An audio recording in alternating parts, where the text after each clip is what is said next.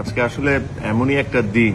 Normally কেউ format থেকে retire করে সবাই স্ট্যাটাস দেয়, তাদের ফিলিংসটা বুঝায়, বাট এমন একজন ব্যক্তি আজকে রিটায়ার করলো যার সাথে আমার প্রায় অলমোস্ট 20 বছর 25 বছরের একটা জার্নি। তো একটা স্ট্যাটাসে আসলে আমি এটা মানুষকে বুঝাতে পারতাম না যে আমার ফিলিংসটা তার প্রতি কি, বা আমার এখন কি কেমন মনে হচ্ছে।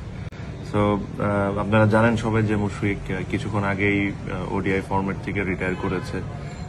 মুশফিকরে আমি এতটুকুই বলতে চাই যে দোস্ত, তোর সাথে আমার খেলা শুরু আন্ডার 15 লেভেল থেকে, and I have seen you grow step by step. আমি তোকে দেখছি যে তুই একটা নর্মাল ব্যাটসম্যান থেকে একটা বাংলাদেশের one of the best batsman হয়ে কেমনে হইছস।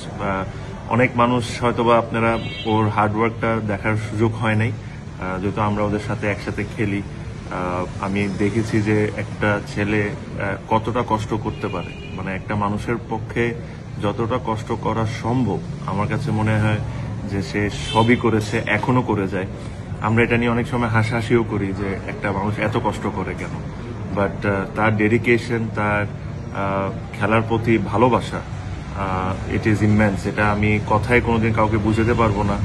বাট আজকে ও খেলা ছেড়ে দেওয়া ওর জন্য এটা কত কষ্টকর, আমি যেহেতু ওর খুব কাছের একজন ফ্রেন্ড, তা আমি এই জিনিসটা ফিল করতে পারি যে it is so so so hard for him.